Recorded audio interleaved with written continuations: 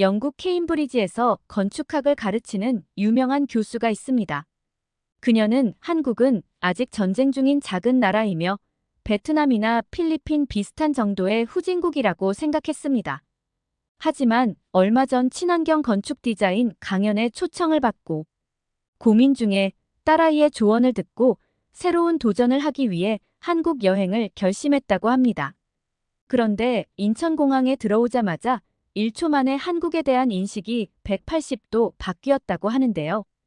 대체 무엇을 봤길래 이렇게까지 한국에 대한 인식이 바뀐 걸까요? 안녕하세요. 저는 영국 케임브리지에서 건축학을 가르치는 교수 제니입니다. 저는 언제나 오래된 것과 새로운 것이 어우러진 도시를 좋아했습니다. 옛 건축물 바로 옆에 반짝거리는 고층 빌딩들이 서 있는 그런 곳이요. 그런데 서울에서 친환경 건축 디자인에 대한 강연을 해달라는 이메일을 받았을 때 정말 실망했습니다. 한국에 대해 꽤 많이 읽어봤거든요. 이 작은 나라는 휴전 중이고 언제 또 전쟁이 일어날지 모르는 위험한 작은 나라라고 생각했거든요. 그래서 처음에는 한국에 가는 걸 망설였습니다. 만약 가서 전쟁 때문에 영국으로 못 돌아오면 어떻게 하지? 그리고 이런 작은 나라에서 배울 게 있을까? 시간 낭비 아닐까라는 걱정이 계속 머릿속을 맴돌았습니다. 하지만 모험을 좋아하는 우리 딸아이가 한국이라는 나라가 우리가 아는 것과 다를 수 있고 새로운 나라에서 새로운 경험을 하면 언제든지 배울 게 있다고 적극 추천했습니다. 마음 한편으로는 큰 의심이 있었지만 딸 아이의 말이 맞았습니다. 가보지도 않은 나라에 처음부터 편견을 가지고 무시하기보다는 어떤 특별한 경험을 할 수 있다는 기대감도 약간 있었기 때문에 일단 한국에 가보기로 결정했습니다. 그리고 당일 저는 인천국제공항에 도착했습니다. 비행기에서 내리자마자 여기가 다른 곳과는 다르다는 걸 바로 느낄 수 있었습니다. 모든 것이 너무나 깨끗하고 완벽하게 돌아가고 있었거든요. 입국 심사는 빠르고 바닥은 마치 거울처럼 반짝였고 인터넷 속도는 너무 빨라서 지도 앱을 금방 띄울 수 있었습니다. 인천공항이 세계 최고 공항 중 하나라는 얘기를 들었는데 이제 그 이유를 알겠더라고요. 여행자들을 편안하게 하기 위해 모든 것을 다 신경 쓴 게 분명했습니다. 짐을 찾은 후에 서울로 가는 버스를 타기 위해 밖으로 나왔습니다. 공기가 상쾌하고 시원하게 느껴졌습니다. 초봄이라 날씨가 딱 좋았거든요. 버스를 기다리면서 사람들을 바라봤습니다. 다들 자기 할 일을 정확히 알고 있는 것처럼 보였습니다. 그 활기찬 분위기가 저도 기운을 북돋아주더라고요. 도시에 가까워질수록 도로가 점점 더 붐비기 시작했습니다. 차들과 버스들이 거리를 가득 메우고 있었지만 신기하게도 혼란스럽게 느껴지진 않았습니다. 모든 것이 일종의 조직적인 춤처럼 움직이고 있었거든요. 제가 살고 있는 곳의 복잡한 교통 상황과는 너무 달라서 놀랐습니다. 강남에 있는 호텔에 체크인했을 때쯤엔 이미 도시를 탐험하고 싶어서 몸이 근질근질했습니다.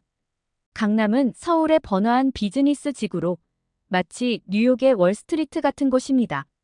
제 방은 높은 층에 있었는데 전망이 정말 끝내줬습니다. 건물들이 사방으로 펼쳐져 있었고 멀리에는 산이 보였습니다. 첫 미팅까지 시간이 좀 남아서 산책을 하기로 했습니다. 호텔에서 나서자마자 도시의 에너지에 휩싸였습니다. 인도는 사람들로 가득했죠.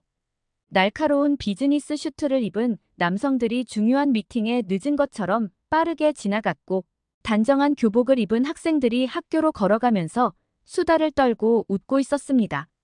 심지어 몇몇 나이 지긋한 여성분들이 마치 올림픽을 준비하는 것처럼 파워워킹을 하고 있는 모습도 봤습니다. 걸으면서 가장 눈에 띈 것은 모든 것이 얼마나 깨끗한지였습니다. 거리에 쓰레기 하나 없었고 대도시임에도 불구하고 공기마저 생각보다 훨씬 깨끗하게 느껴졌어요.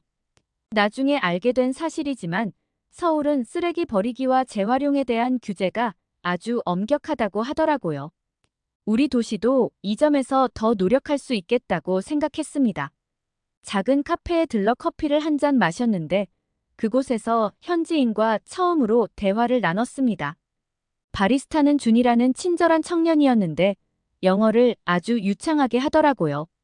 제가 한국에 처음 왔다고 말하니 그의 얼굴이 환하게 빛나면서 여러 곳을 추천해주고 꼭 먹어봐야 할 음식도 알려줬습니다.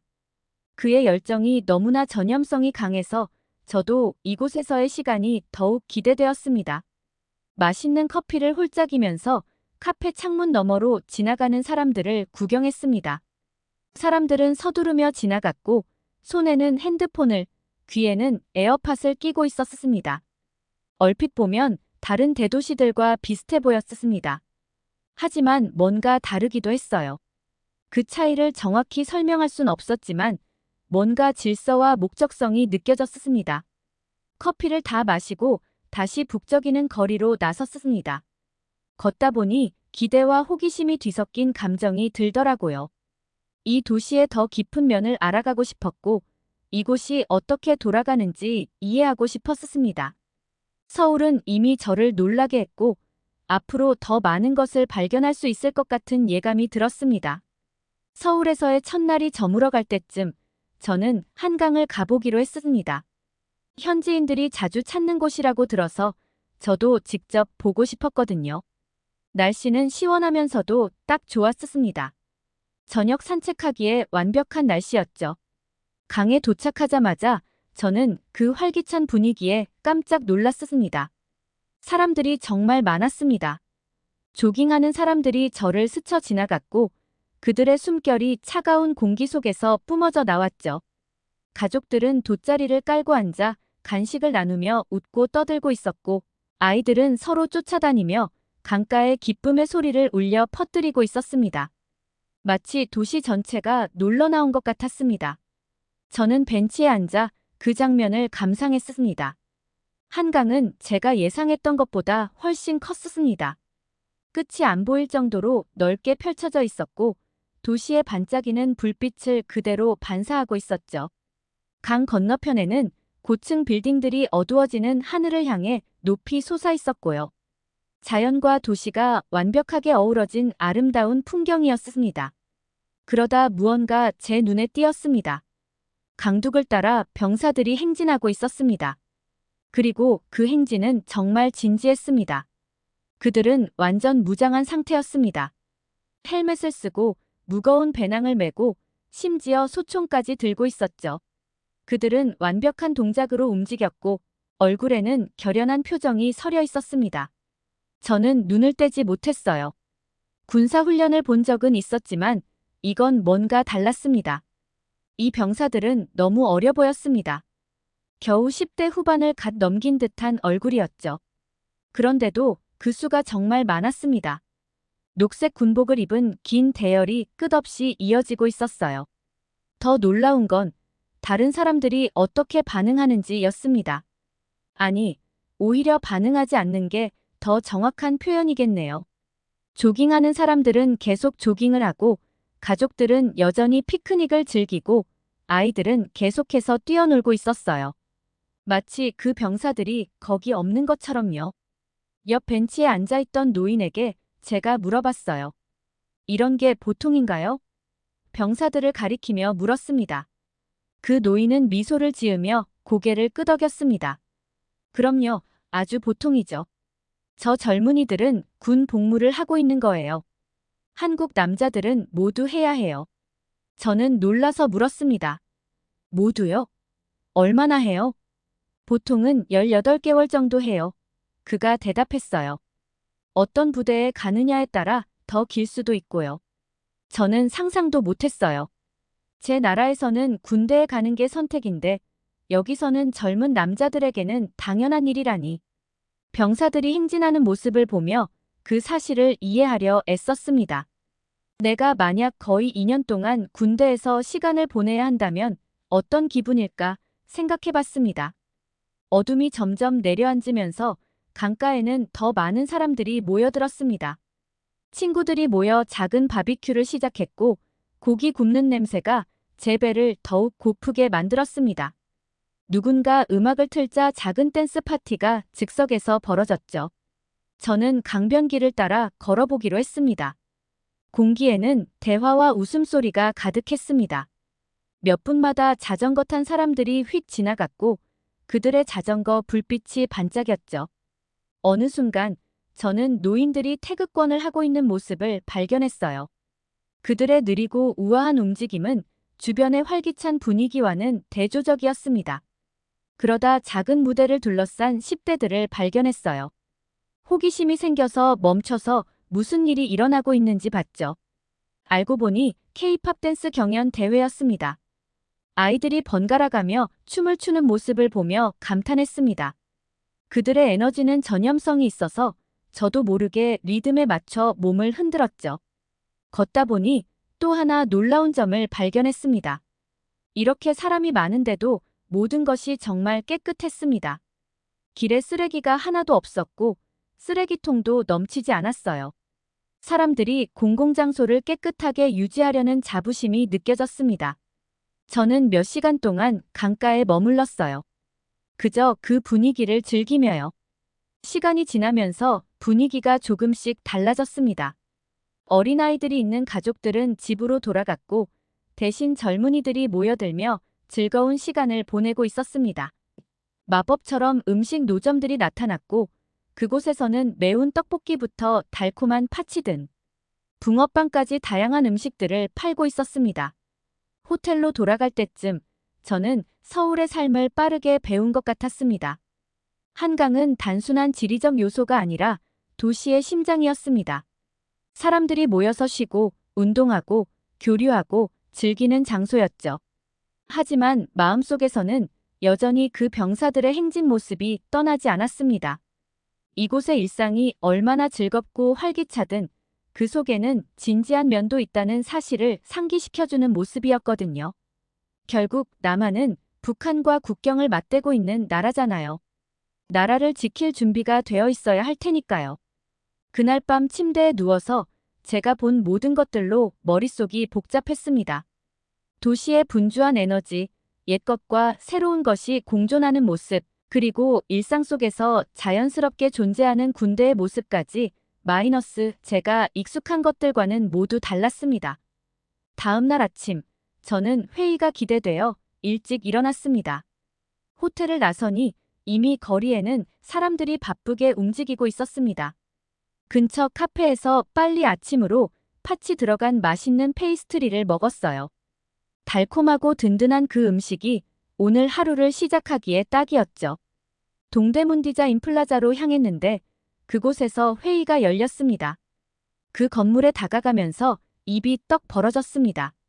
마치 SF 영화에서나 나올 법한 건물 같았거든요. 거대하고 곡선미가 넘치는 직선이 하나도 없는 건물이라니. 마치 거대한 은빛 파도가 시간 속에 얼어붙은 것 같았어요. 몇 분 동안 그저 서서 이 광경을 눈에 담느라 멈춰 서 있었습니다. 멋지죠? 내 옆에서 누군가 말했어요. 고개를 돌리니 나와 비슷한 나이대의 여자가 건물을 올려다보고 있었습니다. 정말 대단해요. 내가 대답했어요. 이런 건물은 본 적이 없어요. 그녀가 미소를 지었어요. 유명한 건축가 자하 하디드가 설계한 건물이에요. 이제는 현대 서울의 상징 중 하나가 됐죠. 이야기를 나누다 보니 그녀의 이름은 민지였고 나처럼 회의에 참석하러 온 현지 건축가였습니다. 우리는 함께 안으로 들어가기로 했습니다. 건물 안도 마찬가지로 인상적이었습니다. 천장은 높았고 방은 개방적이고 시원했습니다. 전 세계에서 온 사람들이 이곳저곳을 다니며 다양한 언어로 인사를 주고받고 있었습니다. 공기 중에 흥분이 가득 느껴졌습니다. 첫 번째 발표는 친환경 건물에 관한 것이었습니다. 발표자는 식물로 덮인 고층 건물과 옥상 정원의 사진들을 보여줬습니다. 콘크리트 정글 한가운데에서도 도시가 이렇게 더 친환경적으로 변할 수 있다는 것이 흥미로웠습니다. 쉬는 시간에 나는 커피 한 잔을 들고 민지를 다시 찾아갔습니다. 우리는 서울이 어떻게 변해왔는지 이야기를 나누기 시작했습니다. 서울이 원래 이랬던 건 아니에요. 그녀가 주변을 가리키며 말했습니다. 1950년대 한국 전쟁 이후 도시의 많은 부분이 파괴됐었죠. 하지만 몇십 년 만에 모든 걸 재건하고 세계에서 가장 큰 경제 대국 중 하나가 됐어요. 나는 놀라서 말했어요. 정말 큰 도전이었겠어요. 민지가 고개를 끄덕였습니다. 맞아요. 하지만 한국 사람들은 정말 열심히 일해요. 우리는 빨리빨리 문화라고 부르죠. 모든 걸 빨리, 효율적으로 해내려고 해요. 대화를 계속 나누면서 민지는 서울의 성장이 어떻게 독특한 도전들을 만들어냈는지 설명해줬습니다. 우리나라는 작은 공간에 많은 사람이 살고 있어요. 그녀가 말했어요. 그래서 건물들을 창의적으로 설계해야 했죠.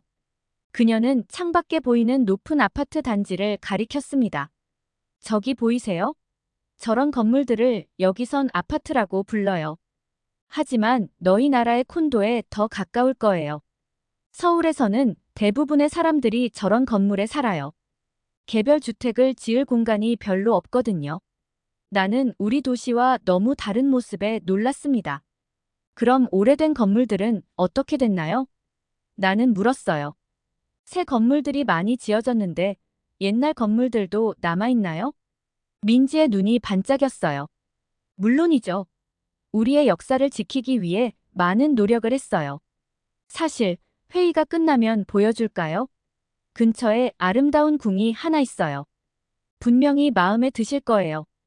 하루가 순식간에 지나갔습니다. 태양광 패널과 풍력 터빈, 자전거 도로와 대중교통에 대한 이야기가 가득했어요. 발표자마다 도시를 더 살기 좋은 곳으로 만들기 위한 새로운 아이디어를 내놓았습니다. 회의가 끝난 후 나는 다시 민지를 만났습니다. 그녀는 약속대로 나를 데리고 도시를 좀 더 둘러보기로 했습니다. 이제 진짜 한국의 역사를 보러 갈 준비됐나요? 그녀가 웃으며 물었습니다. 우리는 미래적인 동대문 디자인 플라자를 떠나 약 20분간 걸었습니다. 갑자기 현대적인 도시 한가운데에서 거대한 나무문이 나타났습니다. 붉은색과 초록색으로 화려하게 칠해진 하늘에 닿을 듯한 곡선 지붕을 가진 문이었어요. 여기가 경복궁이에요. 민지가 자랑스럽게 말했어요. 조선시대에 600년 전에 지어진 궁이에요. 문을 지나가니 마치 시간 여행을 한 듯한 기분이 들었습니다. 모든 건물들이 나무로 지어져 있었고 사진에서만 보던 특유의 곡선 지붕을 가지고 있었어요. 어디를 봐도 정교한 그림과 조각들이 눈에 띄었습니다. 우리가 방금 떠나온 매끈한 현대 건물들과는 너무나 다른 모습이었죠. 정말 대단하네요. 내가 천천히 돌며 이 모든 걸 눈에 담으려고 했습니다. 이렇게 도시가 재건되었는데도 어떻게 살아남았죠? 민지의 얼굴이 진지해졌습니다. 사실 이건 살아남은 게 아니에요. 대부분이 일제강점기 때 파괴됐었거든요. 지금 보고 있는 건 복원된 모습이에요.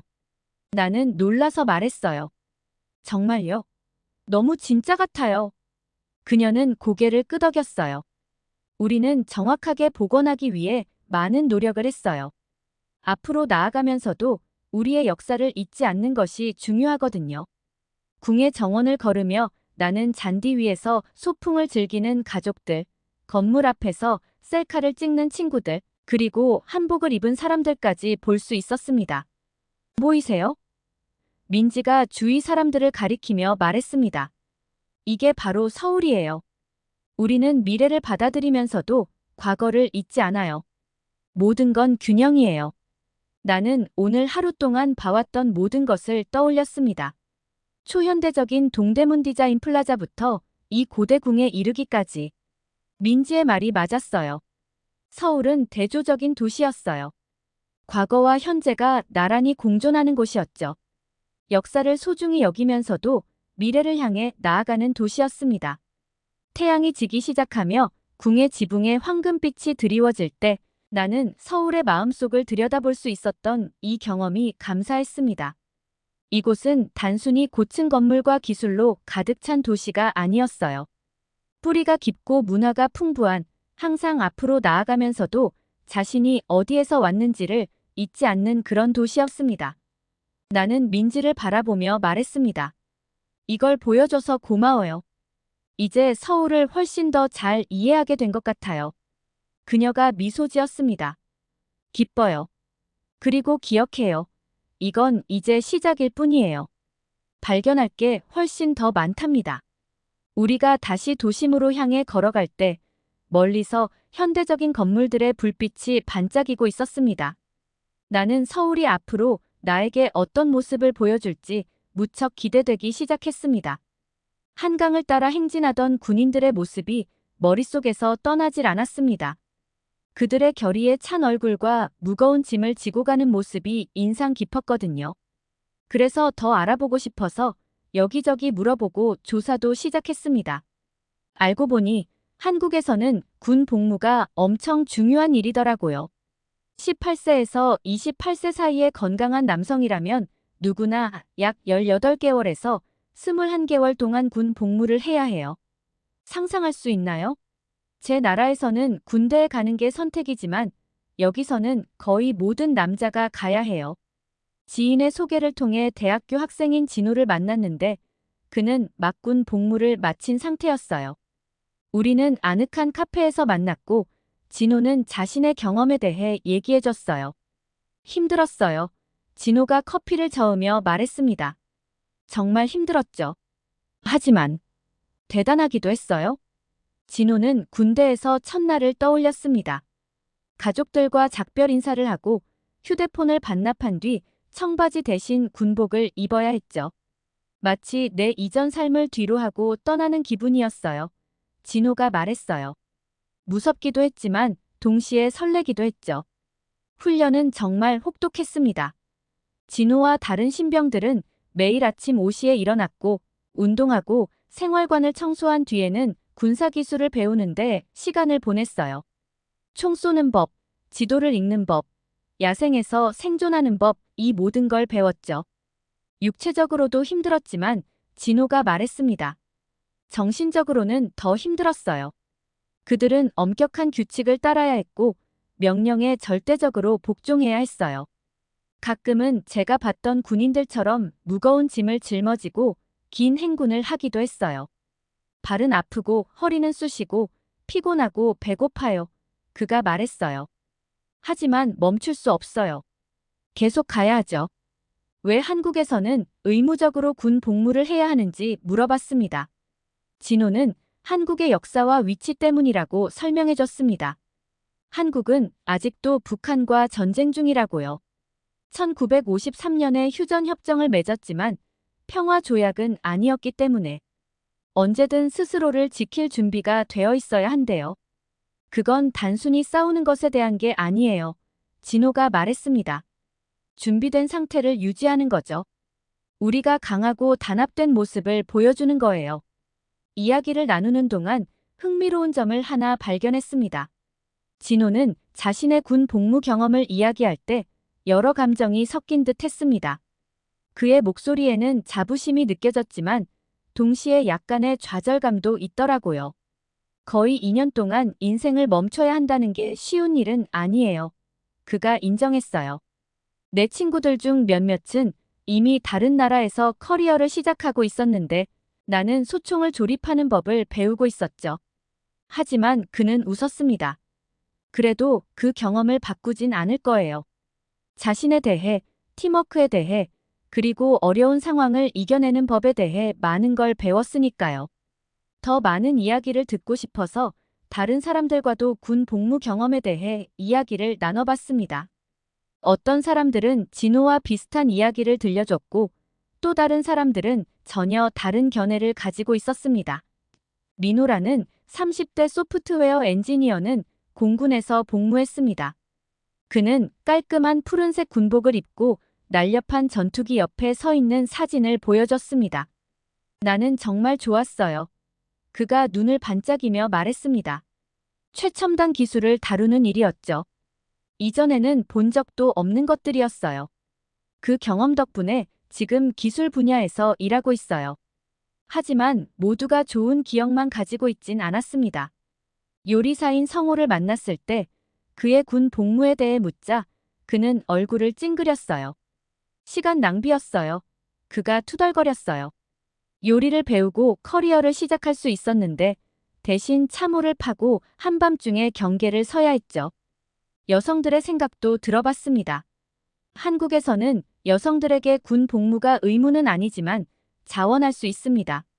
대학생인 지아는 자원할까 생각 중이래요. 나도 내 나라를 위해 복무하고 싶어요. 그녀가 말했어요. 게다가 강해지고 더 규율 잡힌 사람이 될 것 같아요. 그녀의 친구 은비는 반대했습니다. 복무하는 사람들을 존중해요. 그녀가 말했어요. 하지만 누구에게도 의무적으로 시켜서는 안 된다고 생각해요.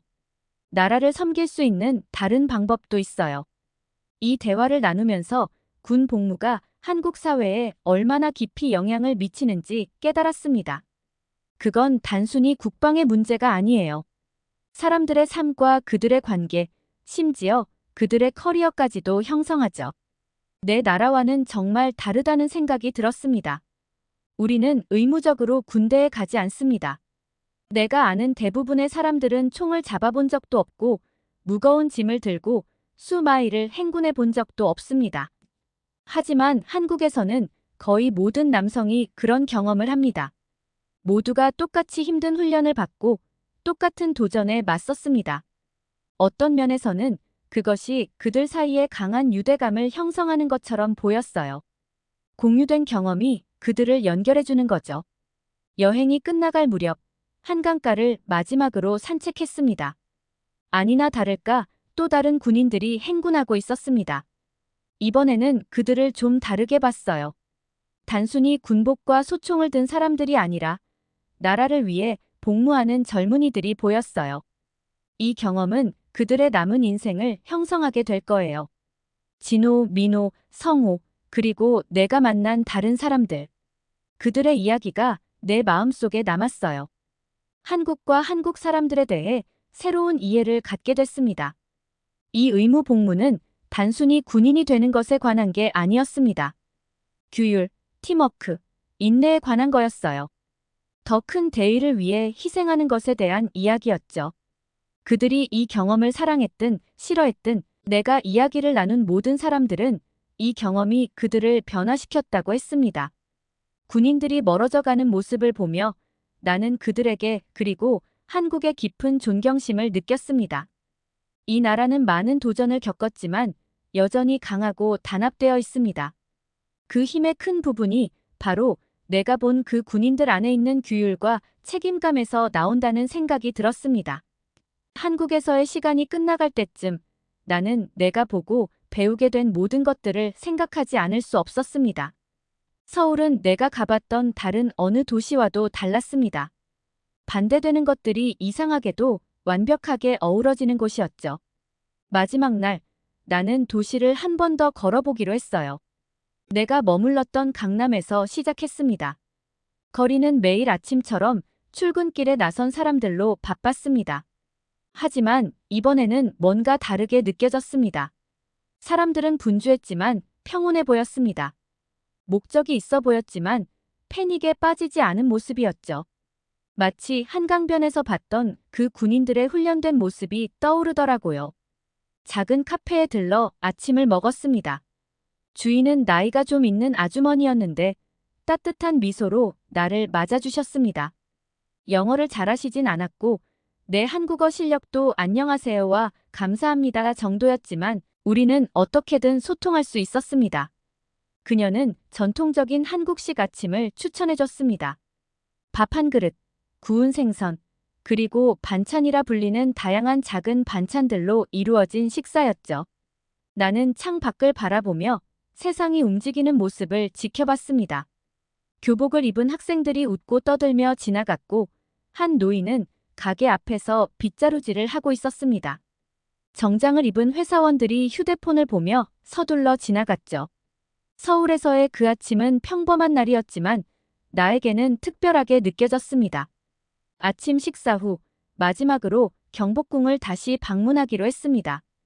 웅장한 입구를 지나 걸어가면서 이곳이 수백 년 동안 서 있었음을 생각하게 됐습니다. 한국이 왕국에서 현대 국가로 변한 것을 이곳이 지켜봤겠죠. 그리고 지금도 번화한 도심 속에서 자랑스럽게 서 있었습니다. 나는 궁궐의 한 정원에 있는 벤치에 앉았습니다. 관광객들이 가이드의 설명을 들으며 지나갔고 나는 눈을 감고 수백 년 전 이곳의 모습을 상상해 봤어요. 내가 앉아 있는 이 자리에서 왕과 왕비들이 지나가며 나라의 미래를 결정하는 중요한 결정을 내렸을 거라고 생각하니 감회가 새로웠습니다. 눈을 뜨자 한 무리의 학생들이 현장 학습을 나와 있었습니다. 그들은 다채로운 한복을 입고 있었고 선생님이 무언가를 설명하고 있었습니다. 아이들은 눈을 크게 뜨고 그 이야기를 듣고 있었죠. 빠르게 변화하는 미래를 향해 나아가면서도 한국인들이 얼마나 그들의 역사를 소중히 여기는지 깨닫게 되었습니다. 궁을 떠나 남산타워로 향했습니다. 이 현대적인 건축물은 서울의 전경을 가장 잘 볼 수 있는 곳이었습니다. 엘리베이터를 타고 꼭대기로 올라가면서 이 타워가 새로운 한국을 상징한다는 생각이 들었어요. 하이테크, 야망, 그리고 더 높은 곳을 향해 나아가는 모습이죠. 전망대에 도착하자 서울이 한눈에 펼쳐졌습니다. 현대적인 고층 빌딩들이 오래된 사찰 옆에 나란히 서 있었습니다. 한강은 파란 리본처럼 도시를 가로질렀고 멀리에는 산들이 보였어요. 그 풍경은 숨이 막힐 만큼 아름다웠습니다. 도시를 내려다보며 한국에서 만난 사람들을 떠올렸습니다. 건축가인 민지 씨는 발전과 문화 보존 사이의 균형에 대해 이야기해줬고 군복무에 대한 자부심을 가진 지수 씨, 그리고 나에게 맛있는 아침을 챙겨준 친절한 카페 주인 아주머니. 그들 모두는 나에게 한국의 다양한 면을 보여줬습니다. 나는 한국의 진정한 힘이 높은 빌딩이나 빠른 인터넷에 있지 않다는 것을 깨달았습니다. 이 나라의 진정한 힘은 사람들에게 있었습니다. 그들은 전통과 현대를 독특하게 결합한 사람들이었어요. 열심히 일하면서도 삶을 즐길 줄 아는 사람들이었습니다. 그리고 그들은 도전 앞에서 결단력과 규율로 맞서 싸웠습니다. 그날 밤 짐을 싸면서 한 가지는 확실했습니다. 이번이 한국의 마지막으로 오는 것이 아닐 거라는 거요. 여전히 탐험할 것도 많고 배울 것도 많았으니까요. 어쩌면 다음번엔 한복을 입어보거나 한강가에서 군인들과 함께 행군할지도 모르겠어요. 한국은 나를 놀라게 했고 도전하게 했으며 영감을 주었습니다. 세상을 바라보는 새로운 방식을 보여주었고 나는 그에 대해 영원히 감사할 거예요.